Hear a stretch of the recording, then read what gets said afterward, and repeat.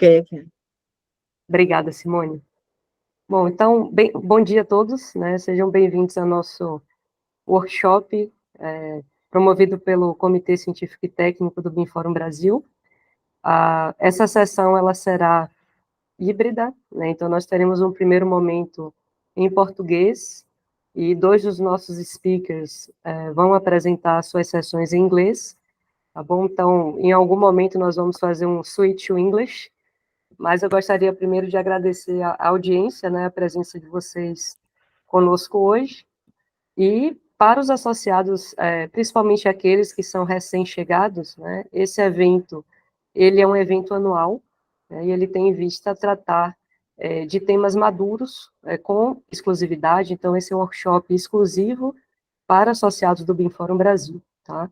A nossa primeira edição desse workshop, ele contou com a presença da Márcia Bolpani, como nossa convidada especial, e ela aprofundou o tópico de Level of Information Needs, e inclusive mostrando na prática todo o processo de gestão da informação utilizado na MACE, né? Foi um momento muito oportuno de benchmark e discussão com a Márcia, né? Inclusive é uma das líderes dessa normativa no Reino Unido, e esse ano, então, nós abrimos um survey no nosso grupo de associados, sugerindo temas mais voltados para a inovação e tendências da nossa indústria de arquitetura, engenharia e construção.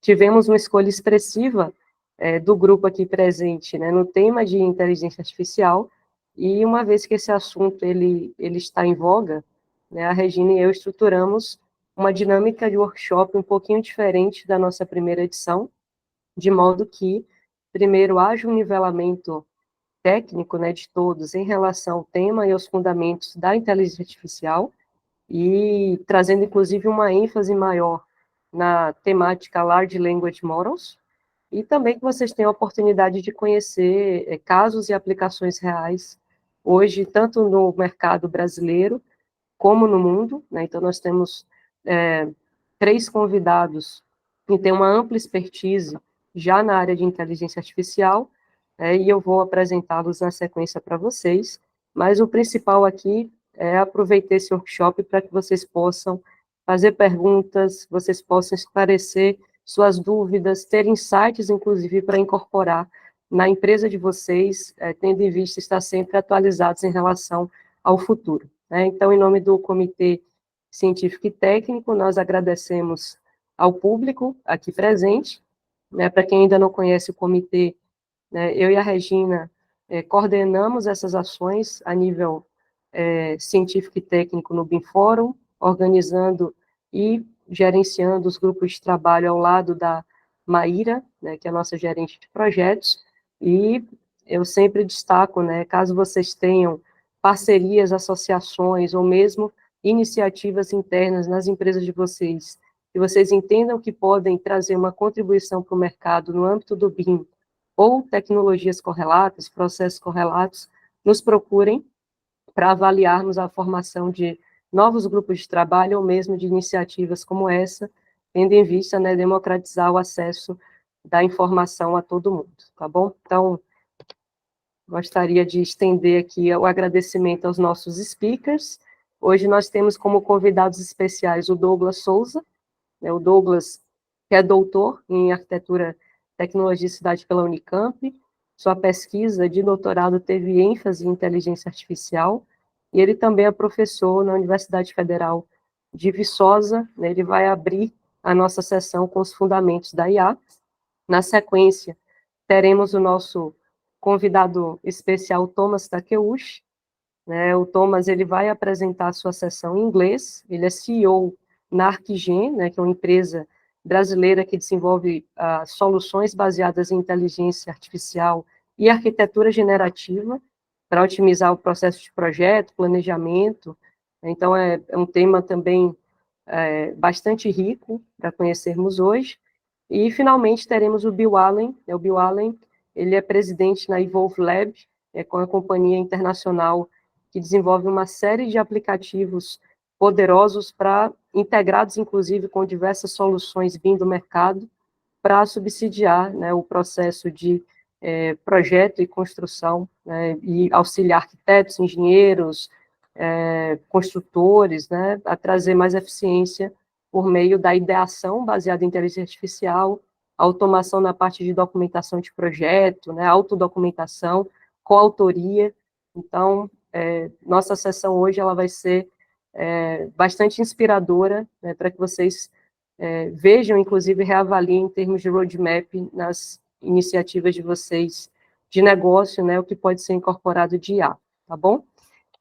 Essa é a nossa agenda, a estrutura dela, né, então falei aqui rapidamente, né, junto com a Regina vai mediar a nossa sessão de Q&A, então após as apresentações, é o momento que nós vamos interagir com vocês, coloquem as perguntas de vocês no chat, os comentários, enfim, que depois nós vamos abrir para essa discussão e esse debate com os nossos speakers, e eu vou fazer depois uma breve interação com vocês sobre as lições aprendidas desse workshop, tá bom? Então, dito isso, né, gostaria de agradecer novamente, chamar o Douglas, né, para fazer, então, a nossa primeira apresentação sobre os fundamentos da inteligência artificial. Douglas, seja bem-vindo. Obrigado, Fernanda. Já vou colocar de cara lá logo na apresentação para a gente aproveitar o tempo. Obrigado a todo mundo por estar assistindo, né? Uma honra aqui participar com vocês. Deixa eu ver se a apresentação já vai aparecer. Eu acho que já. Muito bem. Acho que vocês estão vendo essa tela inicial, né? Bom, então eu vou começar minha apresentação em português. Se for necessário, a Regina, a Fernanda, de repente, em algum momento eu posso fazer uma conversão para inglês, né? Se o Bill aparecer, tá? Então, primeiro, assim, queria agradecer a Regina Fernanda, né, por trazer esse tema, né, a todo mundo que está participando, por ter selecionado esse tema, esse tópico, que é um setor interessante e importante para o cenário atual, né, a computação está desenvolvendo num ritmo alucinante, a gente tem que acompanhar isso na construção civil. Como já foi apresentado pela Fernanda, né, meu nome é Douglas, então sou professor da Universidade Federal de Viçosa. Eu tive contato com inteligência artificial na arquitetura já desde 2010, mas foi uma ênfase maior agora em 2019, né, no meu doutorado, orientado pela professora Regina. E essa apresentação ela vai ser breve, né, mas como o objetivo dela vai ser para trazer os conceitos, né, iniciais de inteligência artificial e alguns fundamentos relacionados a Large Language Models para todo mundo, né, que é o que está conformando, né, está construindo esse cenário hoje na arquitetura, na construção civil. A gente está um pouco engatinhando ainda nisso, no nosso cenário, mas ele tem um potencial imenso que deve ser aplicado, e eu vou tentar um pouco explorar isso aqui hoje. Né? Então, se a gente for pensar com Large Language Model hoje, tem gente que fala que Large Language Model, né, os grandes modelos de linguagem, são hoje um evento na computação equiparável ao surgimento da internet, para vocês terem uma ideia. Mas antes assim, da gente entrar um pouquinho nessa discussão sobre o que é um grande modelo de linguagem, um Large Language Model, vamos fazer uma breve apresentação aqui, uma breve discussão sobre o que é inteligência artificial e esses conceitos relacionados a esse cenário. Tá? Então, basicamente, esse gráfico ele mostra, né, inteligência artificial é um grande campo, né, da computação, que dentro dele você tem os outros setores, né, como o Machine Learning, o Deep Learning, o processamento de linguagem natural, né, o Natural Language Processing, ele tem uma interseção ali com a inteligência artificial, Deep Learning, Machine Learning, e dentro desse grande espectro assim, da inteligência artificial, que a gente tem esses sistemas que a gente ouve falar na construção civil, né, como sistemas especialistas, engenharia de conhecimento, shape grammar, modelagem paramétrica, modelagem algorítmica, algoritmos evolutivos, generativos, e por aí vai, né. Já os grandes modelos de linguagem, eles são uma interseção ali, né, do processamento de linguagem natural, que é uma área da inteligência artificial dedicada a processar textos, né, a entender a linguagem humana, né, de modo que possa ser computada por um computador, por uma máquina, né. Mas o grande modelo de linguagem, né, o Large Language Model, ele tem uma interseção ali com o Deep Learning, né, que é uma maneira de aprendizado de máquina, também, que eu vou falar dela aqui um pouquinho. Então, para começar isso, eu vou falar um pouco sobre o aprendizado de máquina, né? O que é aprendizagem de máquina? Quando a gente fala de aprendizagem de máquina, né, a gente querendo entender como que a máquina aprende, né, no final das contas. Então, enquanto a gente tem uma programação clássica, né, que é esse primeiro quadro daí de cima, esse formato, eu insiro os dados, né, insiro regras para meu sistema. Essa inserção de dados e regras é feita por uma pessoa, né, e esse sistema gera respostas, gera análises. Né. Agora, quando a gente fala de machine learning, né, ou aprendizagem de máquina, a gente pode informar os dados, a gente pode informar uma resposta esperada para o modelo, e ele tenta entender quais são as regras inerentes a esse processo, a esse problema. A partir do momento que essa regra é descoberta, né, por uma questão de otimização interna do modelo, ele é treinado, né? Então, ele é treinado, ele aprende a lógica por trás desses dados e das respostas de saída. Então, uma vez que esse modelo está treinado, né, você tem como levá-lo a novos dados, já com essas regras aprendidas, e ele vai gerar, então, novas respostas a partir dessa lógica que ele aprendeu. Esse processo é o processo de treinamento de um modelo de machine learning. Né? Essa, de modo geral, é a maneira como o modelo de machine learning aprende, né? Claro que existem alguns modelos diferentes, mas sempre são baseados nessa estrutura, né? De que você informa os dados, informa algumas respostas para ele e tenta descobrir a lógica por trás desse modelo. Né? Agora, quando a gente fala de deep learning, né, a gente fala de um processamento mais profundo, né? Uma aprendizagem mais profunda, porque ela começa a trabalhar com a lógica de redes neurais, que é um pouco essa representação dessa imagem daí. Né? Uma rede neural, e no caso uma rede neural profunda, né, uma rede neural formada por várias camadas, ela tem um comportamento simples de ser entendido, mas complexo de ser processado. Né? Então, basicamente, dentro de uma rede neural, como está nessa imagem, né, você vai ter uma parte de informação colocada como input, né, de entrada, que podem ser textos, podem ser áudios, podem ser imagens.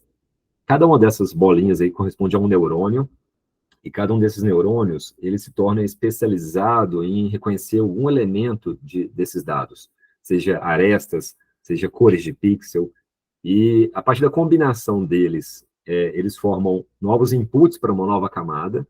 Essa nova camada também reprocessa, né, esses dados, que geram novos inputs para a próxima camada, e aí vai, até que no final você tem uma resposta que você gostaria. Se essa resposta, né, final, ela não for suficiente, ela vai gerar um erro, né, e esse erro vai fazer com que todo o sistema da rede neural seja rebalanceado. Essas linhas que conectam esses neurônios, né, esse gráfico simbolizando o processo, né, essas linhas são pesos de saída de informação de um neurônio para outro. Então, se um neurônio não está processando uma informação tão relevante, o peso dele é diminuído e é colocado um peso maior para aquele que tem mais, um resultado melhor, mais adequado para gerar melhores resultados. Né? O importante aqui nesse processo é a gente entender de que no machine learning e principalmente na rede neural, que é ou rede neural profunda, que é o aprendizado profundo, que é o deep learning, né? A gente tem uma variação grande do processamento clássico de informação. Né? Então, na programação clássica, eu tenho uma dependência do ser humano para definir as regras, aqui o computador descobre essas regras. Isso que é o que muda todo o cenário, mudou todo o cenário na última década, né, quando ele começou a ficar popular. E aí, como um exemplo, né, para isso, eu coloco aqui, que foi desenvolvido na minha tese, foi um raciocínio que compara, explora essa fronteira aí entre a inteligência artificial dos modelos de programação clássica, que é o que eu trabalhei, com os modelos de linguagem, né, os grandes modelos de linguagem por aprendizado de máquina. Né? Então, no meu doutorado, basicamente, o que eu fiz foi uma tentativa de desenvolver um código que pegava a norma de desempenho, né, 15.75, e convertia essa norma num formato estruturado, computável, né, capaz de ser lido por um programa para poder ser incorporado em alguma solução tecnológica.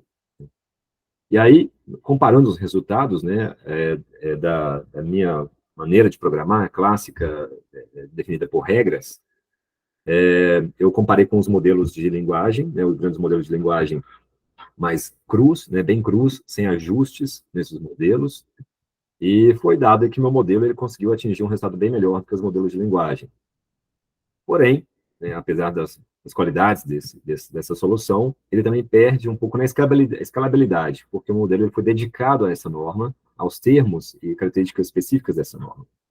Já o modelo de linguagem ele é mais genérico, né? Você poderia informar mais dados para ele, ou mais material, mais normas, e conseguiria processar isso com uma acurácia aparentemente boa, né?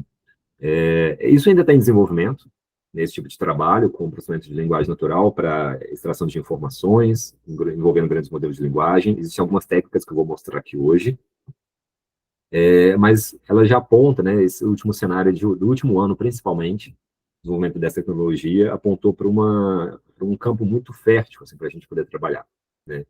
Eu vou mostrar, então, agora um pouquinho sobre os grandes modelos de linguagem, para a gente entender o que são esses grandes modelos de linguagem. Então, basicamente, a gente tem nesse gráfico aí, mostrando a evolução dos primeiros modelos, lá em 2018, né, com as empresas mais robustas para conseguir processar isso, né, como o OpenAI, a Google, o antigo Facebook, né, atual Meta, e se percebe que esse gráfico ele já mostra uma considerável capacidade de processamento desses modelos, uma evolução muito rápida desses modelos nos primeiros anos. Só que, um ano depois, né, a gente teve, aqui no caso do modelo ChatGPT, né, o GPT-3, que na verdade é o modelo mais preciso, né, é o Generative Pre-Transformer, a rede generativa Pre-Transformer, Pre-Training, né, Transformer, e ela dá uma ideia da quantidade de dados, né, que você usa para trabalhar e para processar essas informações. Então, os modelos, eles passam de modelos trabalhando ali com 20 mil parâmetros de análise para 175 bilhões de parâmetros de análise, né? Um modelo desse, né, para você ter uma ideia da capacidade de processamento, né, de entendimento do contexto humano, né, para você ter uma ideia, ele foi trabalhado ali, foi treinado com cerca de 500 bilhões de tokens, e para ter uma ideia do que significa isso, né, se uma pessoa ler 2 livros por dia, memorizar todo o seu conteúdo, ela vai precisar de 15 mil anos para atingir a mesma quantidade de palavras que esses modelos leram e que gravaram no treinamento deles. Então, eles têm uma escala muito maior do que a gente conseguiria imaginar assim, na sociedade humana. E em 2024, isso ainda alcançou um outro patamar, né? O GPT-4 foi para 1 trilhão de parâmetros, né? E para você ter uma ideia do custo de um modelo desse tipo, né, ele gastou 100 milhões de dólares para ser treinado. Então, assim, um evento desse tipo na computação, é claro que ele vai impactar completamente todas as áreas, né? A gente não tem um cenário como esse antes na história da humanidade, né? Um modelo desse tipo, com essa capacidade. Bom, como que funciona um desses modelos, né? Uns modelos de linguagem? Imagina que você está falando sobre uma palavra torre, por exemplo. É um conceito genérico, né? Muito amplo. Ele poderia ser, por exemplo, um edifício, poderia ser uma torre de xadrez, qualquer coisa nesse sentido. Mas se você fala Torre Eiffel, né, você tem um elemento mais específico, e se for mais específico ainda, e você falar, por exemplo, miniatura de Torre Eiffel, né, feita com plástico, né, você vai ter um objeto muito mais específico e diferente dos seus conceitos.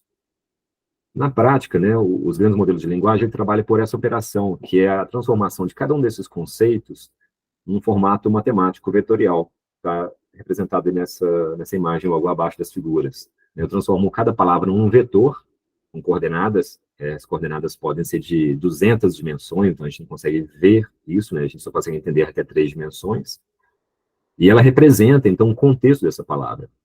À medida que você vai colocando mais palavras para descrever esse objeto, esse vetor vai se ajustando, vai se aproximando de outros contextos, né? Então, a saída da torre de xadrez com uma saída de uma miniatura de plástico, né? Então, ela vai se aliar, por exemplo, a conceitos de brinquedo, miniatura, fabricação digital, impressão 3D, por exemplo, né? Vai ficar muito próximo desses conceitos. E esses grandes modelos de linguagem, além deles conseguirem entender isso, né, eles entendem isso porque, primeiro, ele tem uma arquitetura chamada Transformer, muito específica e que aumenta a capacidade dele de processamento de dados. Então, você consegue colocar muito material para ele ser treinado, por isso que são grandes modelos de linguagem.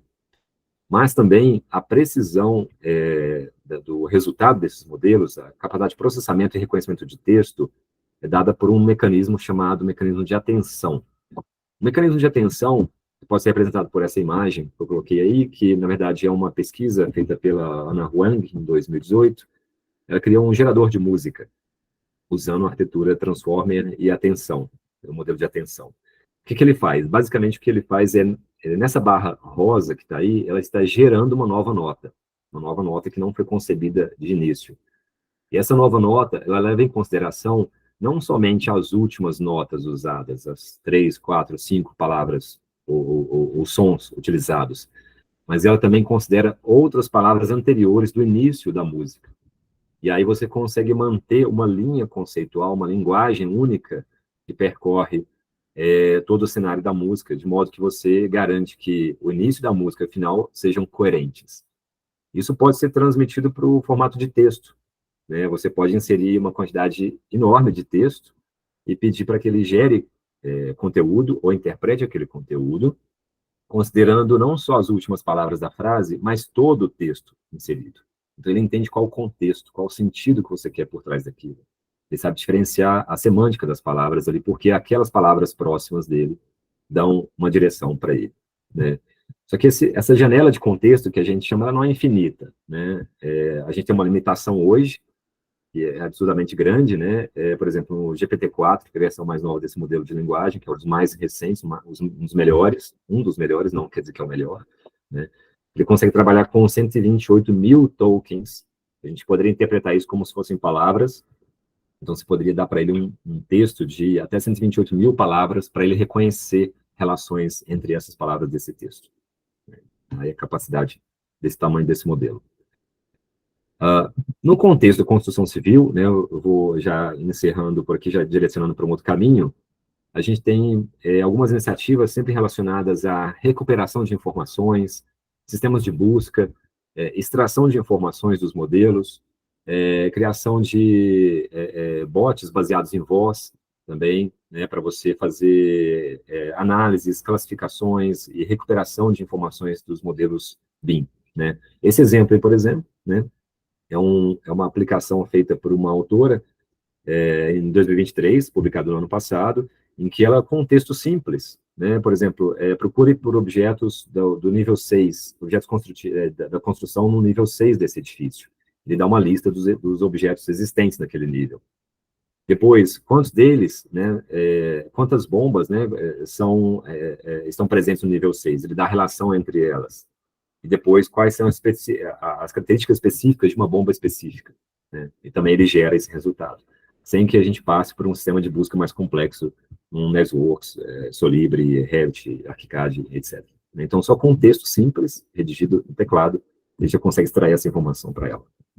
Então, nesse caso aí, exatamente nesse caso dessa pesquisa, de um modo geral, assim, tecnicamente, o que ela fez foi um encadeamento de ações, com vários prompts de comando, orientando o modelo a buscar informações específicas, e ele sequencialmente vai buscando e refinando essas ações.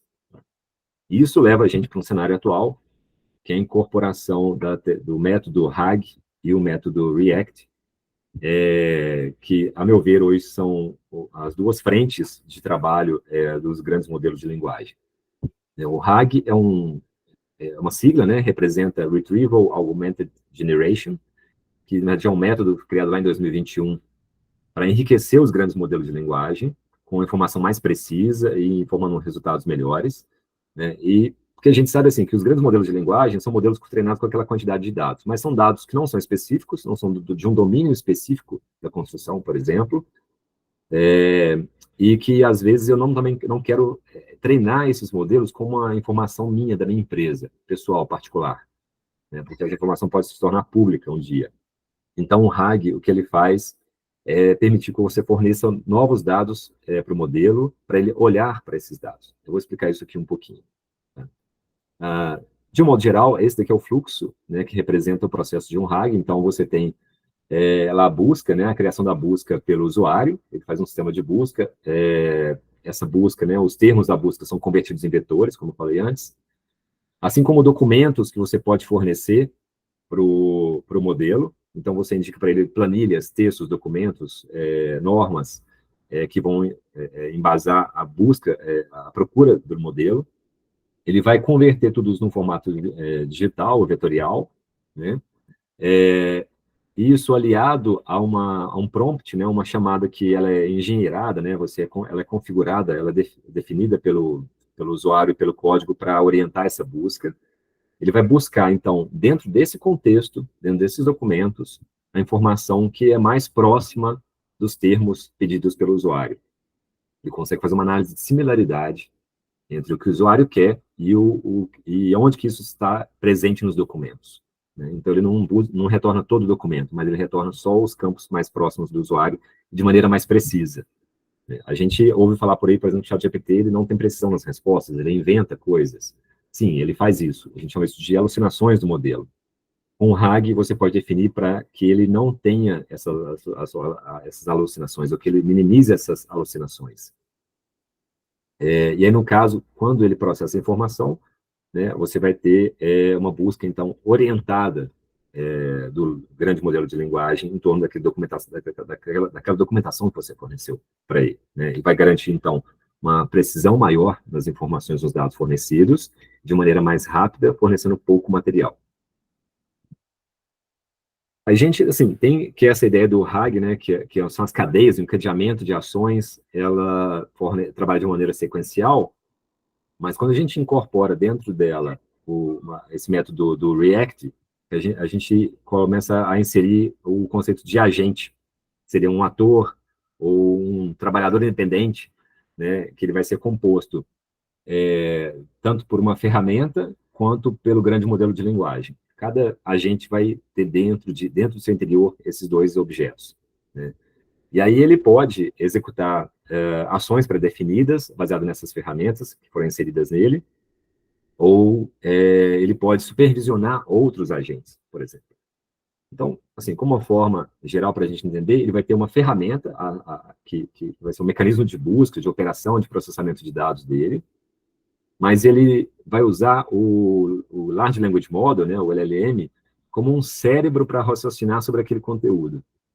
Então, você começa a distribuir o LLM pelos seus agentes, e eles começam a interagir entre eles, executando tarefas que não só estão vinculadas a textos ou imagens, mas também a execução de tarefas, a produção de conteúdo. Então, você, por exemplo, poderia colocar que cada agente poderia procurar num banco de dados separado alguma informação, eles poderiam procurar diferentes análises, ler diferentes materiais, e essas análises seriam enviadas para um agente superior, que faria uma macroanálise, ou melhoraria ou transformaria esses resultados. E isso você poderia colocar, por exemplo, como um agente de apoio às decisões de um gerente, de um coordenador de projeto, né, que poderia estipular para os agentes, baseado nas respostas, nas análises que eles fizerem, que sejam enviados e-mails, sejam notificações para um time específico, né, para uma equipe específica. Para você ter uma ideia, né, vocês terem uma ideia, essas 3 pesquisas aqui, recentes, né, que trabalham com grandes modelos de linguagem e na construção civil, no caso de BIM, eu imagino que hoje elas poderiam ser adaptadas e, de certa forma, incorporadas, né, soluções baseadas só nessas 3 linhas de código. Uma linha que define as ferramentas, uma linha que define o comportamento dos agentes, a composição dos agentes, e uma linha que executa os agentes. Eles conseguiriam fazer coisas similares a essas pesquisas usando métodos mais complexos, né, com redes neurais, deep learning, por aí vai. Então, o que a gente tem em mãos hoje? No meu ver, a gente tem um framework como esse, que é o RAG, o React, que consegue simplificar a capacidade de processamento desses modelos, para uma incorporação mais rápida, mais simples, dentro de alguns sistemas, e, ao mesmo tempo, dentro deles, embutido a eles, né, a gente tem os grandes modelos de linguagem. Então, assim, a gente sai de uma plataforma simples, né, como uma plataforma online, e começa a incorporar essa inteligência superior, né, dentro de nossas ferramentas. Bom, e aí por que os grandes modelos de linguagem para mim, são uma grande ferramenta, né? A gente deveria ter um enfoque maior nelas, né? Basicamente, porque a linguagem, comunicação, basicamente é isso que define a relação entre nós pessoas, e a relação entre pessoas e as máquinas, né? É por isso que eu acho que todo o nosso modelo de representação é baseado na linguagem, que a gente deveria dar mais ênfase nesses modelos, na incorporação deles nas tecnologias. Okay? Bom, gente, muito obrigado. Encerro aqui a minha apresentação. Muito obrigada, Douglas. Excelente introdução. Now we will switch to English and invite Thomas to join us. And after that, if you have any thoughts, please share in our comment session. And we'll have a Q&A to interact with our speakers. So Thomas, welcome. And you can share the screen and go on. Well, first of all, thank you, especially to Regina, for the invitation. It's an honor to be with you guys today to talk about a little bit what we are doing at Artigen. We are working with AI. We are working with machine learning, even though we are not still working with large language model. But I can go deeper in this conversation during the presentation. So I'll share my screen. Just let me know if you can see it. Can you see my screen? Yes, we can. Well, then again, thank you very much for the invitation. It's a real honor to be with you guys today. And I would like to talk about what we are doing right now at Artigen. We are a young startup. We just got our first seed round by the end of the last year. And what we're trying to do is basically elevate the architect from an operational position to a more strategic one. And how do we do it, right? So we've been hearing a lot about... Thomas, desculpe interromper. Seu microfone, ele está com algum problema de áudio. Alô, vocês conseguem me ouvir? Sua voz está saindo craquelada aqui, pelo menos. Yeah, we can hear you, but the sound is a little bit broken. It's not very good. Is it better now or still not that good? Well, it's still like sharp, broken, but let's go on. Well, I'll try to access with my cell phone as well, so maybe it gets better.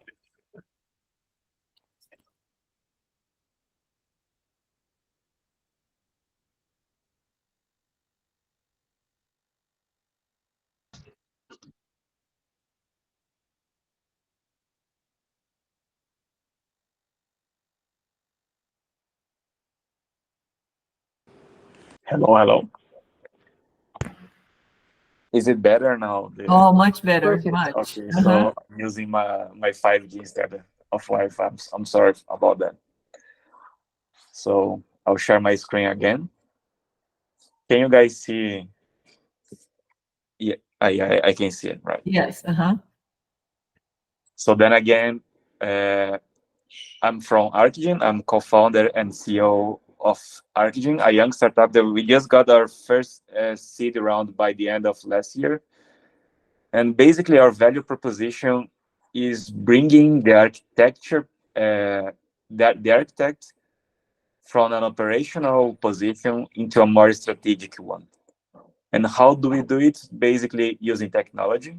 At this moment, we are using AI to do so, but what we want is for architects to spend less time doing mechanical work, like using AutoCAD or Revit, and think more about the conception of the architectural project. That's our main mission, our main objective here. So we've been hearing a lot of how generative AI will change the world. We have been seeing so many improvements, especially in the large language models and image generations. And it can disrupt a whole industry or maybe a whole society. But when we bring this discussion into the construction sector, especially in the architecture and engineering projects, it's still not so clear how we can really apply this kind of solution. And in my perspective, it basically happens because, especially in architecture, we have like a sweet spot in between the creative area and a technical one. So in contrast of image generation that you are forgiven to create like a person with 6 fingers, we are not allowed to miss 5 centimeters in our architectural project. So that's the huge challenge we face. And in this regard, I'm very honored to say that like ArcGen is not only the first Brazilian startup, but the first company in Brazil to develop a solution of generative AI applied specific to architectural projects. And the main problem that we try to solve is doing architectural projects is very time consuming. It's very, I wouldn't say it's difficult, but it's very laborious. You have, it's common to hear that we spend in between weeks to maybe months to create the first conceptual project, and not even the whole detail thing, but only the conceptual project. It takes so much time. And why does it take so long? We all know, since this is like a technical forum, that creating architectural projects, it's very hard. We have to understand the client's problem, do a lot of sketching, proofing of concepts, modeling. And if everything goes well, we still have to create all the technical drawings, the whole documentation.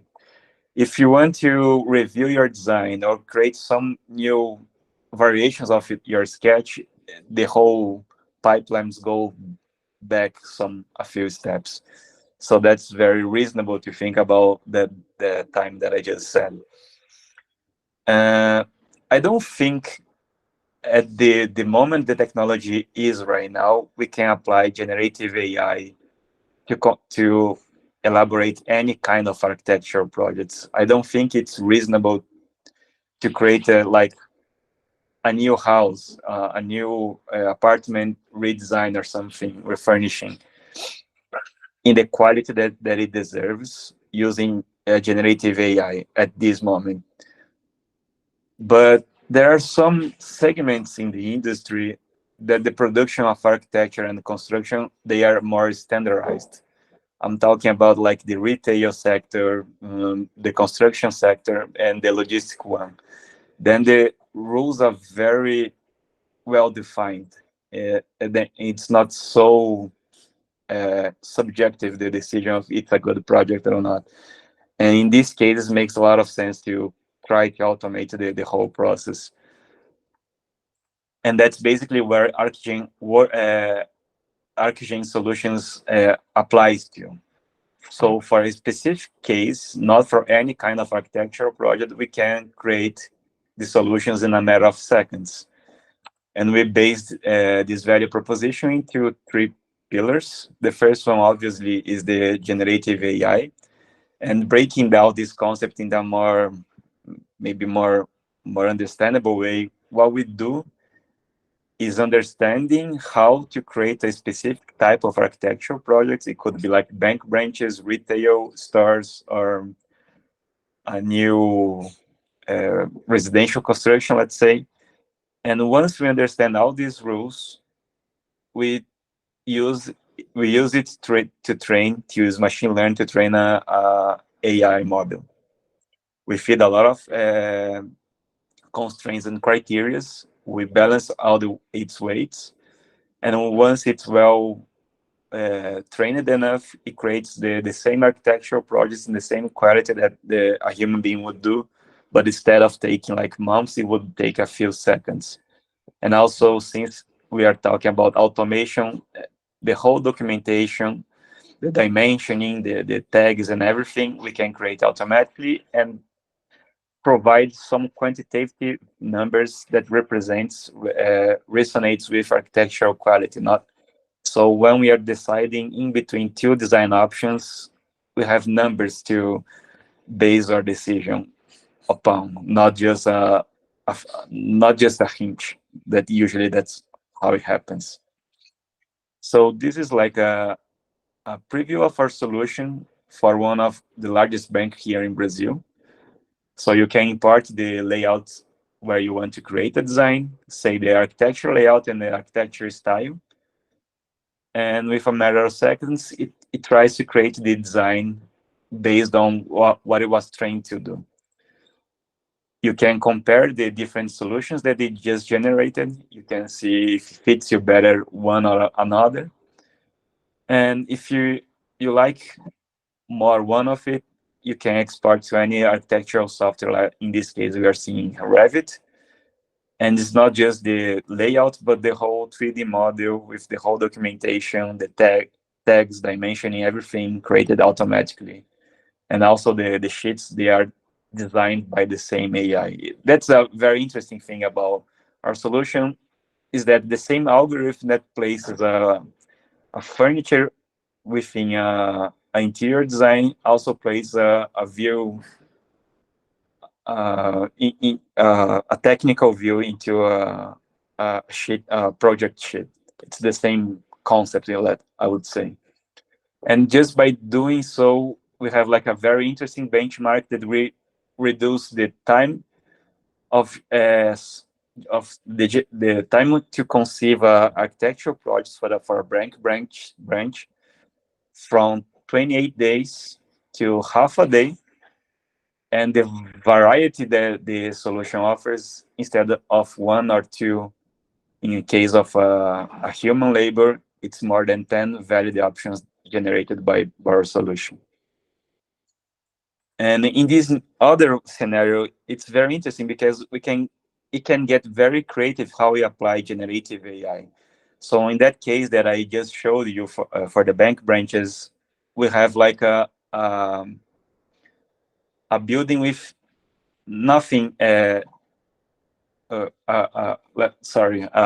have like a building. There is nothing in it, and then we just design some architectural project in this existing building. But we can also use generative AI to fill the blanks. In this case, we are working with a huge construction company here in Brazil, which is called Ribeiro Caran. And they have these challenges that they receive very incomplete architectural projects of distribution centers. And they have to create like an executive project, like the whole document, the whole detail projects of this building by only hatch information from architectural from AutoCAD. So what we do is like we understand this hatch. We know that this is like a logistic building, and we fill the blanks. We place all the construction elements like pillars, columns, basements, foundations, beams, and everything, all the ceilings and finishings. And once we place all these construction elements, then it's ready to create the whole cost estimation in a very precise way. So in this benchmark that the company did, in the left, they have like a very experienced engineer doing this cost estimation. And on the right, we have like a junior engineer using our platform to create the same cost estimation. And it's very interesting because in the first minutes up until the 10th minute, they are only working in AutoCAD just to clean the basic file. But after that, it takes only a few minutes in our platform to fill the blanks, to create a more detailed construction project and have a very precise estimation. So in only 16 minutes, they finish the whole process, whereas the traditional method, it takes so much longer. It goes up until 35 minutes. I'll just keep on going just for you guys to see the difference. They are always working with Excel and AutoCAD. It takes so much time. It gets so open to human errors, And this is since it's estimation and prediction, generative models works very, very well. So this is like a very interesting benchmark. It's not even the complete solution, but we already reduce their time consumption by half. So that it's a huge thing for them. Oops. So I'll just finish my conversation because I think some of you, or maybe most of you, might be thinking about it, or will ask something like, will artificial intelligence replace human labor? And I don't think so. I am very optimistic about the future. And I think that the machine should be doing the mechanical work, whereas the architects, the humans, should be thinking about quality of projects. So we should be doing less mechanical work and thinking more about more quality in our architectural designs.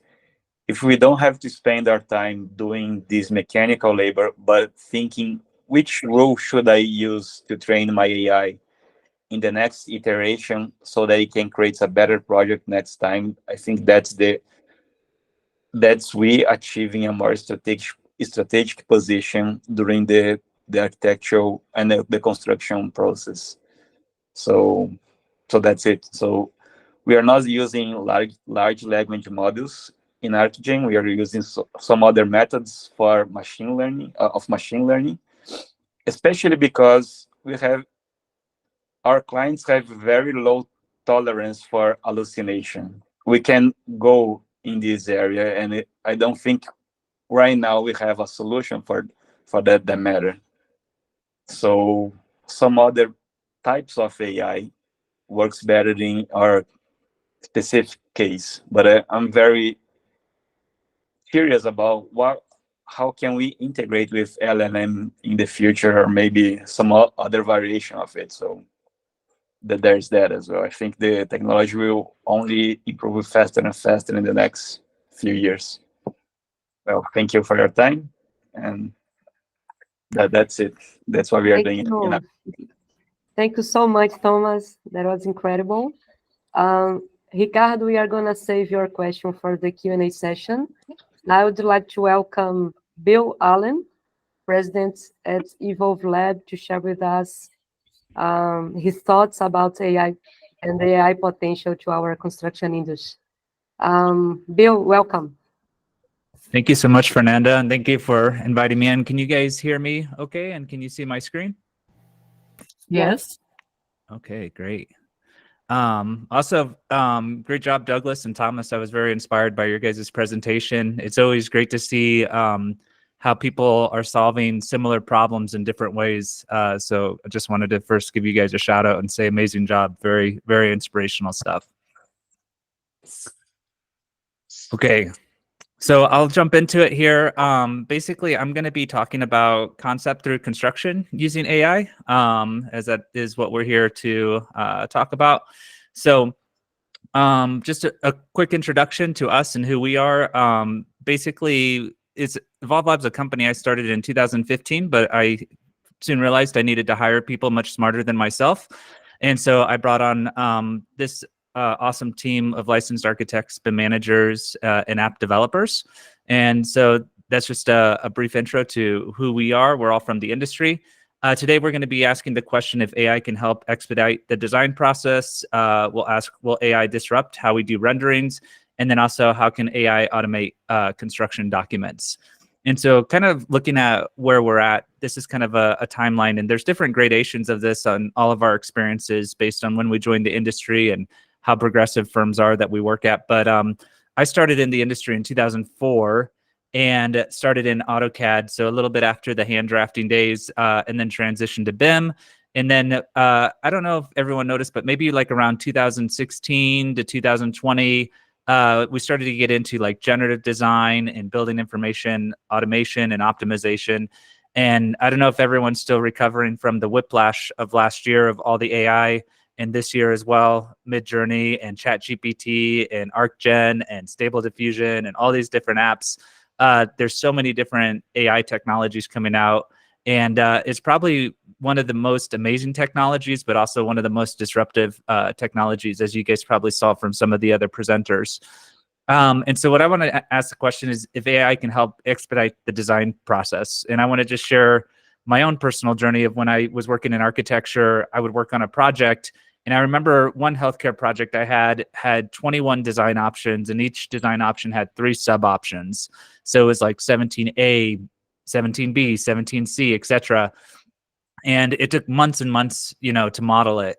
And so there's this quote from Sam Altman, who's the founder of OpenAI and ChatGPT, where he says, "Soon AI tools will do what only very talented humans can do today. I expect this to go mostly in the counterintuitive order: creative fields first, cognitive labor next, and physical labor last." And so I want to ask everyone on the call, what industry are we in? We're in the architecture and engineering industry, the creative industry. And so for myself personally, I expected, self-driving cars and AI to help with contracts, but certainly like it wouldn't design a building. And that couldn't be further from the truth. And so Sam Altman says that it's going to go in this counterintuitive order, where now you can use something like Midjourney and just, tell it that you want a twisty parametric tower in a city during the afternoon, and AI will generate this for you. The problem with a lot of these kinds of technologies, one is that you have very limited control in it, and it's not your actual project. So it doesn't take into account, your setbacks, your height restrictions, your space program, all the data that goes into a project. And I think all of us like to be in control, right? So one of the things that we want to try to do is be more in control of our projects and the outcomes. And so we developed an application called Veris, and Veris helps with AI rendering and ideation. And the main premise is it's kind of a hybrid model. Rather than going and generating something from scratch, or going on the other extreme where we're just modeling in Revit or SketchUp, it's this hybrid model where it actually uses your model as a substrate. And where this is really, really powerful is that it's your actual project, whether it's a city context, a background, the height requirements that you had for your project. The point being is it's your actual project. And one of the cool things about this technology is that it integrates into all of the design authoring platforms that we're all using, whether it's Revit, Rhino, SketchUp. And so it also brings kind of this modeling and rendering environment into all the platforms we're already using. So it's disruptive in a good way, that it helps us do our jobs faster, but it's less disruptive that we don't have to leave some of the tools that we're so used to using. And it uses this AI technology. One of the aha moments that I had, again, using the hospital example, is it would take me a very long time to model all those different design options. Each one of these options are being created in about 13 to 15 seconds. So every, on average, about every 14 seconds, you're getting a new design option that you can look at, interrogate, etc. And one of the comments people have said is that, well, it changes my model too much. So we added this geometry override, where if you want to use it just as a rendering tool, you can. You lower the geometry override, and it'll retain the geometry. You up the geometry override, it'll override it. The AI will have more creative freedom to change the model. We also added a render from same seed. So if you want to think of this kind of like a like this mode. So if you want to create a similar image, but you want to just change it from, say, black furniture to white furniture, or you want to create consistency from different perspectives, you can do that with a render from same seed. You can also render select, very similar to like the Photoshop generative fill. So if you want to just select part of your image to use AI to re-render, you can do that by using the render selection. If you have like a historic project and you're looking to give it a facelift, again, you can go through this process. And it as you can see, like I don't have to model each one of these options to get one of these options. I can just start to very quickly get a design option to present to a client, and then once get that buy off, then start to make it real. And some of the other use cases for this include leaving the building alone, but just changing the foreground, playing with the different facade options. You can play with different interior finishes, floor finishes, tile, carpet, wood, etc. You could leave the building alone, but make it, in summer, fall, winter. And then there's also upscaling as well. So like we actually are end users of our tool, and this is our booth that when we go to conferences, and we needed to be able to take an image that we produced with AI and be able to print it. And so you can also upscale it.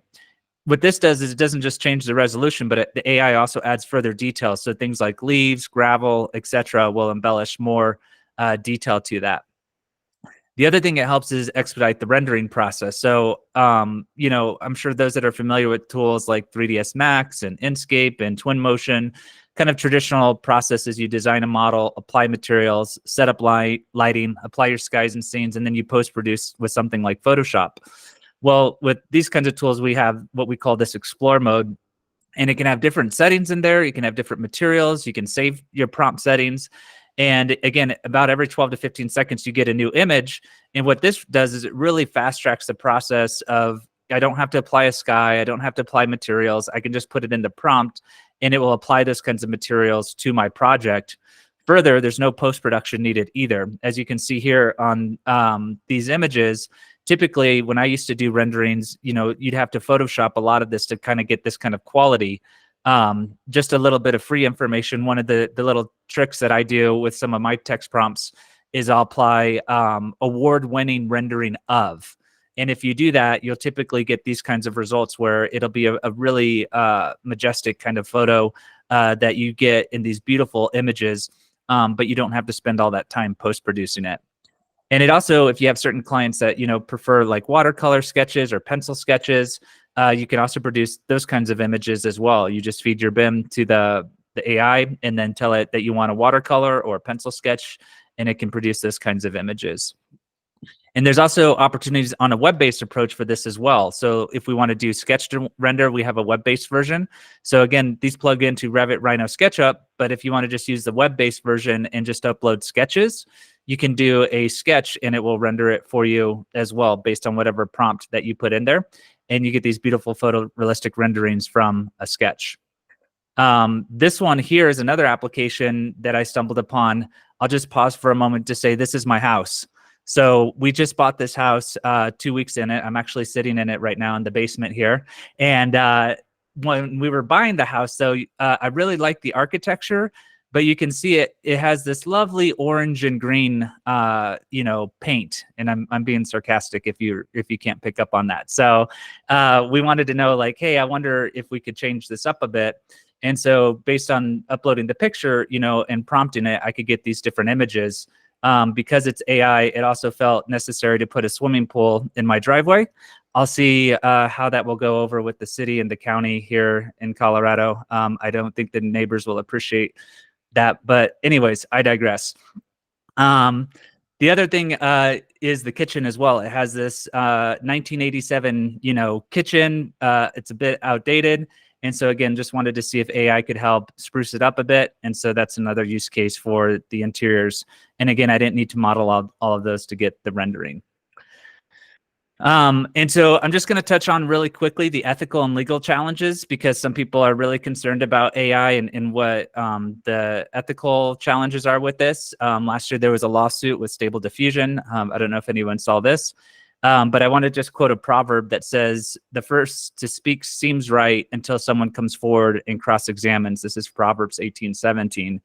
And so once people started to actually interrogate some of these litigations, they actually started to dismiss a lot of the litigation, and the jurisdiction has been going more in the favor of the AI generators. And I'll explain briefly why this is. The main argument is people will say, well, this is a collaging tool. Like, it just will merge a Frank Gehry image with a Frank Lloyd Wright image, and it's just collaging all of these images together. The truth is that's not how this technology works. It is actually a diffusion-based technology, and it does what's called reverse image recognition. And to put this in layman's terms, what it is it's kind of like when you look at a cloud in the sky, and you go, hey, that kind of looks like an astronaut riding a unicorn. That's how this technology works. What it does is it takes your Revit model, your Rhino, your SketchUp model, etc., and it goes, this looks like a building, this looks like glass, this looks like a tree, this looks like a path. And then what it does is it builds pixel by pixel that image for you, and just really helps streamline that kind of design iteration and rendering process. To kind of paint it a ridiculous extreme example, really the only way you get into an issue with it, in our opinion, is if you model something like the Eiffel Tower, and then you put in the text prompt, Eiffel Tower, and you go, that's my design. Well, no, it's not. You know, that's someone else's design.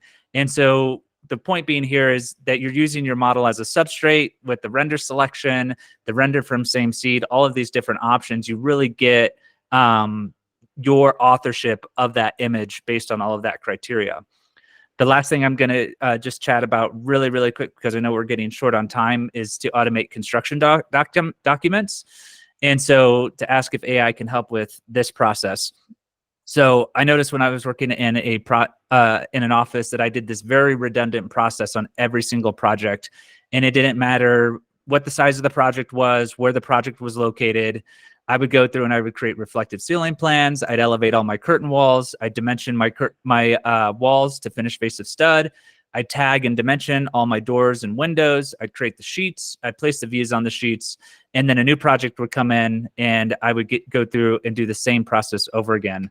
And so we've developed an AI tool that helps kind of automate the construction documentation process. And this works directly inside of Revit. And we use large language models and text prompting for this. And this tool is called Glyph. And the way it works is you can prompt it very similar to ChatGPT, where I can say, create views, dependent views by scope box for first floor of area A, B, and C. And it will create those dependent views for me. I can do it for views by levels 1 through 16, and it can create all the views in my browser. I can do rooms by sheet if I wanted to create like room data sheets or other rooms by sheet, and it can execute that. It can do elevations, so elevate all my kitchens and bathrooms. It can do enlarge plans, so if you ask it to enlarge your plans 103 through 107, it can do that. And I'll just quickly mention here, because it's a large language model, you'll notice that I don't have to checkbox 103, 104, 105, 106, 107. I can prompt it 103 through 107, and because it understands English and it's a large language model, it knows to create a call out for those rooms 103 through 107. It can also dimension. And so you can see here, it'll go through and based on how you prompt it, it can dimension to finished face of stud, center, openings, not openings, grid lines. It will do all of that. Not only views, but it can dimension multiple views across multiple sheets. And so you could literally have 10 elevations per sheet, 100 sheets. It can go through and dimension those. It can do curtain walls to center mullion, mullion thickness. The other thing I'll mention very quickly is that you'll also notice that all the dimensions are offset exactly the same. And I feel like when we went to kind of digital documentation, we kind of lost that art and that consistency for our documents. And so this also brings back some of that consistency as well. It also does tagging. So if you want to tag all of your views, it can tag all of those. I'll mention quickly, Revit does have a tag all not tagged, but you have to activate every view, tag all not tagged, deactivate view, activate next view, tag all not tagged. This can go through and tag literally 10 elevations per sheet, 1,000 sheets. It doesn't matter. It'll do all of those.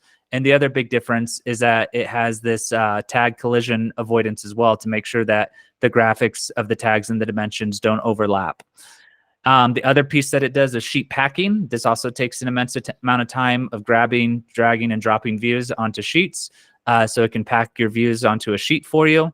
And then if you just gave me one of those, task out of the tool, I would be happy if it just did dimensioning or it just helped me pack sheets. But we wanted to take it another step further and see if we could daisy chain all these tasks into what we call a bundle. And so what this does is it'll run multiple tasks simultaneously. So a simple example of this is if it wants to dimension grid lines and tag reflected ceiling plans, it can run both of those tasks together. So you can see those are populating on the views. Or a really extreme example is if I wanted to document my curtain walls. And so literally with one click, it will elevate all of my curtain walls. It'll dimension my curtain wall mullions. It'll tag my curtain wall panels. It'll create my sheets for my curtain walls. And then it will pack those views onto a sheet. And so what I want to do is just quickly share, when I was working at an office, it was very, very late at night, about 11 o'clock at night. And I told my architect, I said, hey, I'm going to go home for the night. I'm going to get a shower, get some rest. I'll help you in the morning and hit print. And he said, that's fine. And I came in the next morning. And when I had come in the morning, he was sitting in the same seat and he had a bag of Doritos on his desk next to him. And there's this orange handprint right on his dress shirt here, his architecture dress shirt. And I told him, I said, hey, you didn't go home last night, did you? And he goes, no, I didn't. And I go, okay. And so the point of this is like similar to Thomas's comment, you know, none of these tools are putting us out of a job. They're just helping us to do our jobs more efficiently and do them faster so we don't have to work crazy hours and we get that quality of life back to us. And so I just want to end with a quote which says, it's not AI that's going to take your job, but someone who knows how to use AI might. And so I just want to encourage everyone on the call to not be scared of the technology. Whether we like it or not, the technology is here to stay. It's very similar to when Revit came out and we started going to BIM. And so it's a tool that we have to embrace, and it's here to stay. So I encourage everyone to learn it and not to run from it. So thank you very much, everyone. Regina, you take control Yes. here. Uh-huh. Thank you, Bill. Thank you, everyone. Appreciate it. Thank you very much for our three speakers, Alan, Bill, and Thomas, and Douglas. We have some questions here in our chat, and I'll start with them. But if anybody would like to make a question by himself with voice, please just let me know. Okay, Miriam, would you like to start? Sorry, I pushed the button wrong. Oh, you did it wrong. Sorry. Because It's you're too early you're such a here. It's too early here. My brain's not working perfectly. Sorry. Okay, then. So I'll go on. I have a question here by Ricardo. Where can I find it here in the chat? Ricardo, which base would you like to say yourself, Ricardo? Yes, from Thomas. I would like to know how they mix the base of cost with the AI and generate the estimate of cost automatically.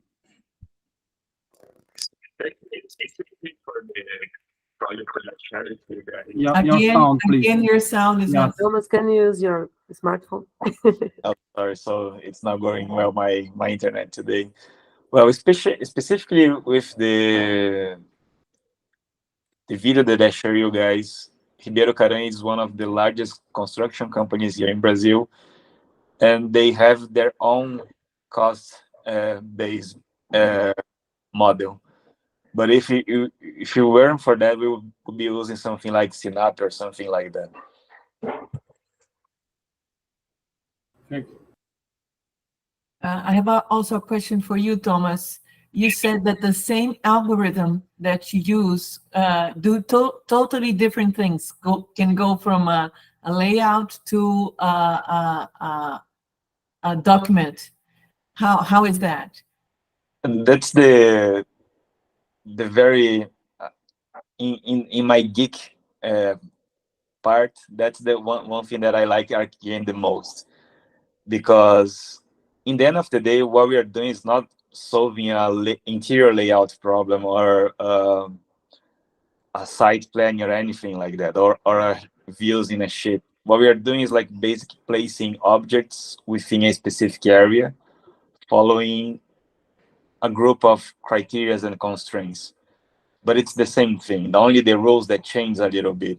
So the same algorithm, the same base algorithm that is used to place a furniture within a room is the same that plays a data center within a terrain, and also the same algorithm that plays a technical view within a drawing sheet. So that's the thing. What we only change is the criteria and constraints. Oh, I understand. Okay. Concept. Bill, sometimes in your examples, it seems that you were to generate geometry, you were using genetic algorithms because you said the word seed. But sometimes I think you're using neural networks when you're working with images. Can you differentiate and explain this to us? Yeah, so I won't be able to explain it technically because we actually have a CTO who's really the brains behind it. So I'm actually the dumb guy in the room. I'm just the talking head, and he understands technically how it's all executed. But basically, it depends on the tool and the technology. Some of our tools do use genetic algorithms for the text, for the image generation. It's using kind of more of a neural network kind of technology. But it's done machine learning on a bunch of different images, and based on the machine learning of those images, it understands what that image is in layman's terms, as mentioned. So if it's, you know, a chair or a tree, et cetera, it interrogates that and tries to pull images and builds pixel by pixel that object. And also there's a question from Gabriela. Gabriela, would you like to say it yourself, or can I read it? Hi, can you read? I'm lunch, sorry. Okay. Gabriela is asking you, first she said, thank you for your presentation. Can the materials used in the images be related to materials from Brazilian market? Yes, good question. So it just depends if those materials are in the data set, depending on what materials you're trying to pull from. I will say that we actually have been contracting with quite a few different firms. We actually just finished a contract right now with an ACM manufacturer. And so what we did is we took all the images from their ACM panels and used it for the machine learning process. And then that way, those ACM panels will show accurately based on the machine learning piece of it. That we did as like a service for that contractor, but we're going to be taking that feature and rolling it into Veris. So that way, if you want to start doing your own machine learning on your own materials or your own projects, you can do that as well. Thank you so much. And here's a question for Douglas. Douglas, since you are a professor at an architectural course in Brazil, and you've just finished your PhD with large language models, and seeing all these examples here from Thomas and Bill, should we teach architectural students to do documentations with large language models? Should we teach this to our students? Well, the short answer is yes. I believe the discussion 10 years ago was about the incorporation of BIM or CAD in degradation in the schools.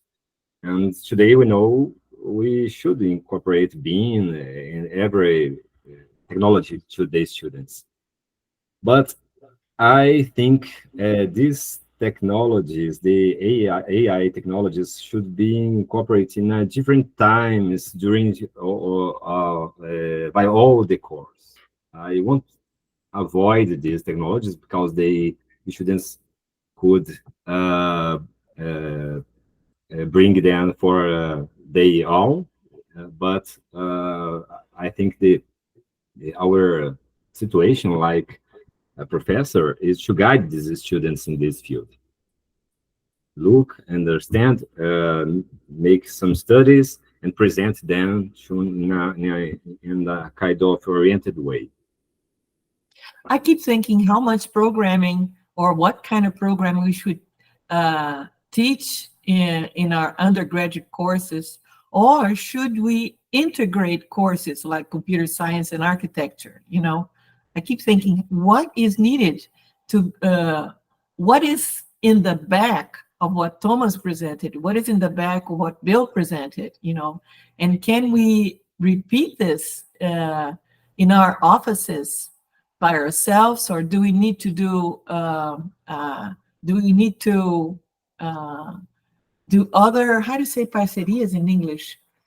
Partnerships, you know, we need partnerships with other types of offices and disciplines.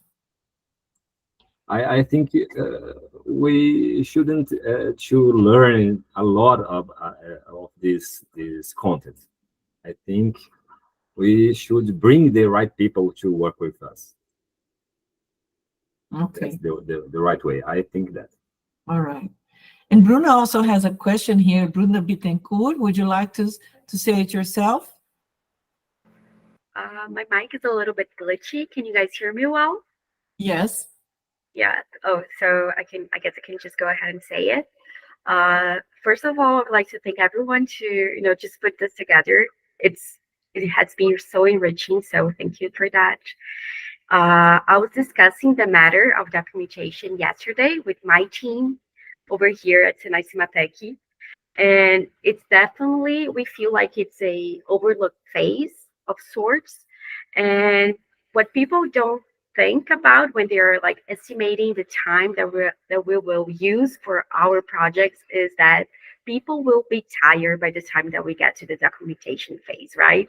So we have this problem over here right now that the model is ready, everything's ready, but we have to document it.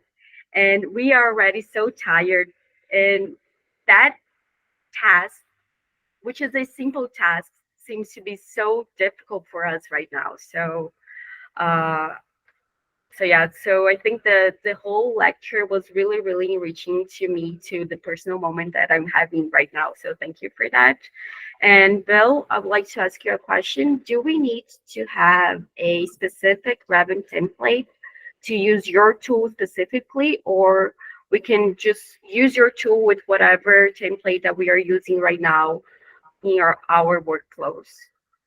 Yeah, great question, Bruno. And I just want to also just comment quickly on your first comment. I totally agree with you. And on the documentation side, we spend, I think it's like 70% of our fee just goes to documentation. So it's a very, very large part of the project. And the other thing is, so many of these AI tools are doing so much of the fun, creative stuff, you know, with image generation. Wouldn't it be great if they could help with very mundane, you know, tasks that we have to do if we didn't have to spend so much time tabbing in Revit and clicking on every single wall or every curtain wall? So I'm totally with you on that side of it. Regarding your question about the tool that I was showing, no, you do not have to have a specific template for it.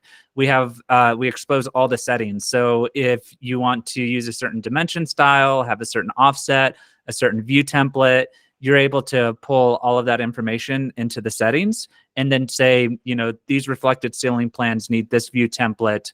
These walls need this kind of wall tag. And it works within your firm's ecosystem, within your firm's environment, and using all of your shared parameters in your template. Thank you so much. Okay. That's wonderful. Thank We you. have a last question from Miriam, and then we share the poll so Yeah, we people can give feedback about our session. That should Miriam, go. please. Yeah. First of all, thank you, Douglas, Thomas, and Bill for great presentations. And considering BIM, building information modeling, I understood that we already have some kind of AI in BIM. We are doing in Brazil a lot of efforts to introduce the BIM process in our projects during all the project design phase and other phases. But however, is a little bit low speed in this way. And with the introduction with AI, how do you think what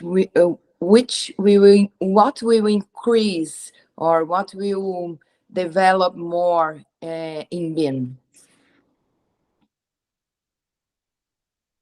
Yeah, and is that question to someone specific, Thomas or Douglas or myself or all of us? I believe it's to you, Bill.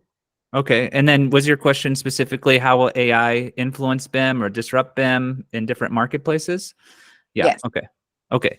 Yeah, I think we saw some examples today of some of it. I think it's going to be disruptive, especially the generative AI is very, very disruptive in the creative industry. That's no doubt. So I think that's one of the ones that caught me off guard last year. As I mentioned, I expected self-driving cars and contracts, but definitely not architecture, design. And so I think it's disrupting that. I think it's going to also, with the advent of large language models and machine learning, it's also going to help disrupt construction documents, but then also budgets and data-driven design, energy analysis, anything that you can do learning on, machine learning, very similar to how Douglas was talking about how long it takes, you know, to learn a process and read a book and be educated on that. when you can, feed the AI a set of rules and regulations for different jurisdictions and different drawing sets, it's going to disrupt the entire process, to be frank. I'm very curious to see. I don't think there's I would venture to say there's not going to be too many parts of the entire design construction process that will not be affected in some way by AI over the next 3 to 4 years. Well, thank you so much. We finished the Q&A right now, and the No, word. we have a last question from Carlos. Oh, Sorry, yes, Regina. Carlos. Yeah. Carlos, do you want to do by yourself? Hello. I want to know if we are going to get a version of Veras and Giphy for ArchiCAD. Yes. The short answer is yes. We're working on it. So we have it: Revit, Rhino, SketchUp, Forma, Vectorworks, and the last one is ArchiCAD. And so we've been having this conversation of going wide versus deep. So wide is, incorporating into ArchiCAD, for example, or other modeling platforms. And then deep would be like render from same seed or render selection and those kinds of things. And so we will be adding ArchiCAD. I think we're targeting this next quarter. Don't hold me to that, but that is what we're planning on. I know ArchiCAD is very popular, especially in the European market. But yes, it's coming. Okay, thanks. You're welcome. Okay, Great, Fernanda, people. with I'm you. going to share my screen quickly so we can go further to the feedback session. I ask all of you to join Slido, right? Slido.com, and put that number that's gonna share this question for you. So what was your key takeaway from this workshop about artificial intelligence potential for the construction industry? We want to hear from you. What have you learned today? And so we can think of other activities promoted by the scientific committee. I know one participant's typing, 2 participants, please join all of you so we can have this feedback. I will also put in the chat the link. 1 minute.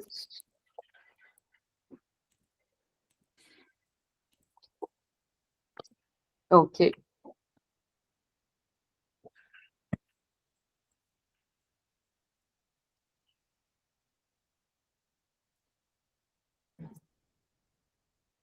Okay, so AI's potential to reduce labor tasks, improvement activities is amazing. We know, we know that. It's the future. It's disrupting. AI is more than rendering. That's awesome. And thank you, Bill, for showing the back end of the tool as well, so we can learn about it. We have more 2 participants typing. Setup. I don't know actually what this means. Yeah.